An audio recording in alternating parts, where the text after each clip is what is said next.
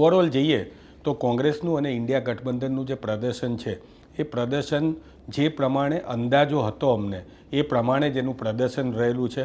અમારી પાસે એકદમ લિમિટેડ રિસોર્સ હતા. પર્ટિક્યુલર કોંગ્રેસના ખાતા જમા થઈ ગયા હતા. અમારી જોડે પૈસા ચૂંટણીમાં વાપરવા માટે, સામાન્ય જાહેરાતો કરવા માટે પણ પૈસા નહોતા, પેમ્પલેટ છાપવા માટે પણ પૈસા નહોતા.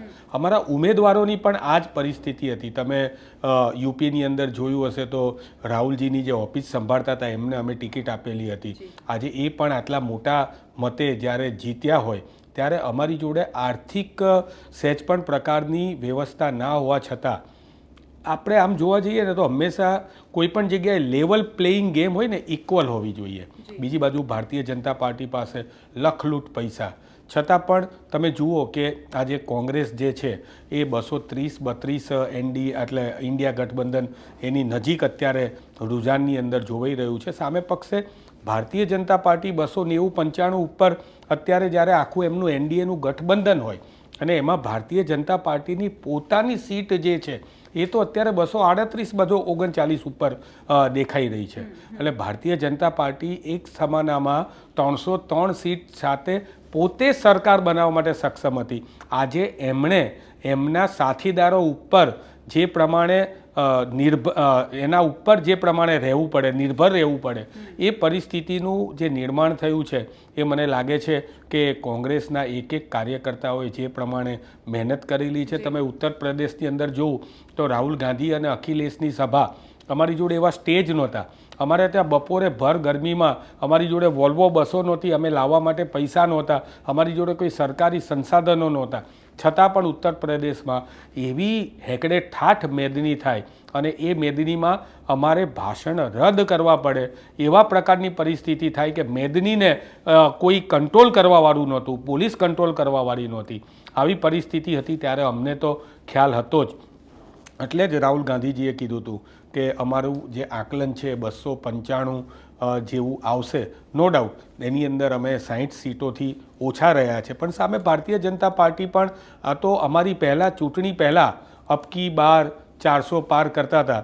તો એમની જોવા જઈએ તો 295 જે તમે કીધું અત્યારે એ તો ભાજપ એની નજીક ફરી રહી છે, એનડીએ સરકાર એની નજીક ફરી રહી છે.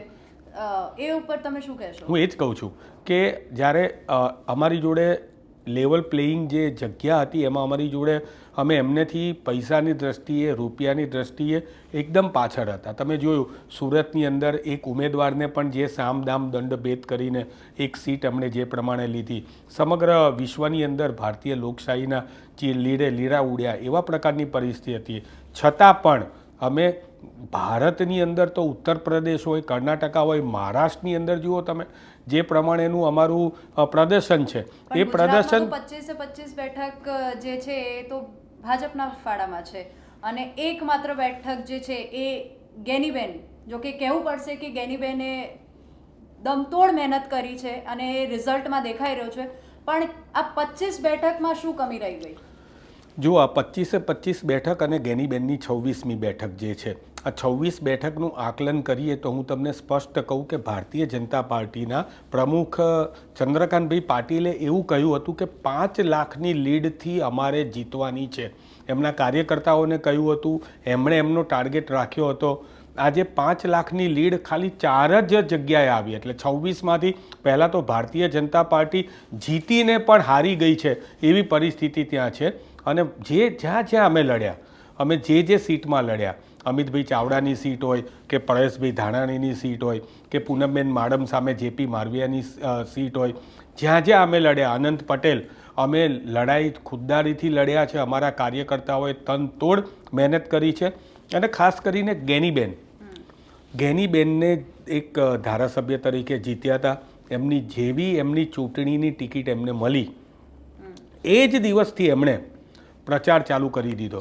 સામે પક્ષે તમે વિચાર કરો, ચૌધરી ઉમેદવાર, ડેરીનું આખું જે માળખું છે, સહકારી સંસ્થાઓનું માળખું છે, એમાં પણ શંકરભાઈ ચૌધરી જે છે એમના એ સામે પક્ષે ઉમેદવારને જીતાડવા માટેની એમની તત્પરતા, આ બધી જ વસ્તુ સામે પક્ષે હતી.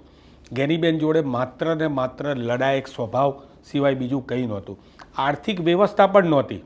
એ જ્યારે પહેલી વાર એમના ગામમાં ગયા અને એમના ગામમાં હજારો લોકોએ એમનું સ્વાગત કર્યું ત્યારે બહેને એમને એમ કીધું કે તમે મારું સ્વાગત તો કરો છો પણ મારે ચૂંટણી જીતવા માટે થઈને પૈસાની જરૂર છે અને મારી જોડે પૈસા નથી.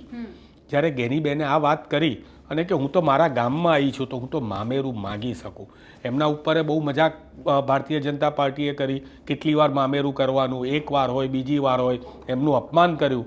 પણ ગેનીબેનનું મામેરું એ સામાન્ય માણસો, જનતા, અને આ જોવા જઈએ ને વિની તો એક ક્લાઉડ ફંડિંગ જે છે એનું આ એક્ઝેક્ટ દેશી વર્ઝન જે છે એ કદાચ ભારત દેશની અંદર પહેલીવાર આ રીતે જોવા મળ્યું. ગેનીબેનને 25 લાખથી પણ વધારે રૂપિયા મળ્યા.